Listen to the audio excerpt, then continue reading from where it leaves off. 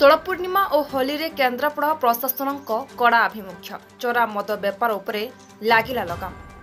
କେନ୍ଦ୍ରାପଡ଼ା ସଦର ଥାନା ପୋଲିସ ଓ ଚାନ୍ଦୋଲ ଫାଣ୍ଡି ପୋଲିସ ମିଳିତ ଭାବେ ଚଢ଼ାଉ କରି ଡେରାବିଶ ବ୍ଲକରେ ଇନ୍ଦାଳ ଓ ହରିଅଙ୍କ ଅଞ୍ଚଳରେ 10 ଲକ୍ଷରୁ ଊର୍ଦ୍ଧ୍ୱ ଟଙ୍କାରେ ଚୋରା ମଦ ଜବତ କରିଛନ୍ତି।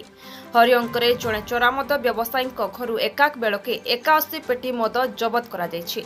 ଫାଣ୍ଡିବର ଅଞ୍ଚଳରେ ଚାଲିଥିବା ଚୋରା ମଦ ବ୍ୟବସାୟ ଉପରେ ମଧ୍ୟ ରୋକ ଲଗାଇ ସକାଳୁ ସେଠାରେ ପୋଲିସ ଚଢ଼ାଉ କରି ଲକ୍ଷାଧିକ ଟଙ୍କାର ମଦ ଜବତ କରିଛନ୍ତି। अन्य विभिन्न स्थान में चढ़ाऊ कर 236 लिटर चोरा मद जबत कर। तेबे दोल पूर्णिमा और होली अवसर में हरिअंक मेलन समेत विभिन्न मेलन में जनगहली को टार्गेट कर चोरा मद व्यवसाय असाधु उपाय मद बिकुथिले।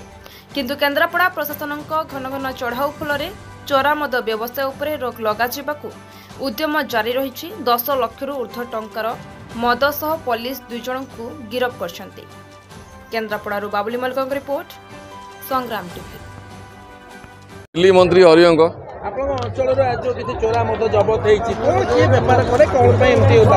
सी तो मद बेपार गोटे जन गंजे बेपार चले देह बेपार भी चलुची। आज जो स्त्री लोक जापी आमर व्याख्या कर कौन आवश्यकता नहीं। प्रशासन को 100 थर अनुरोध कर सारापर आज प्रशासन गोटे थर स्टेप नहीं।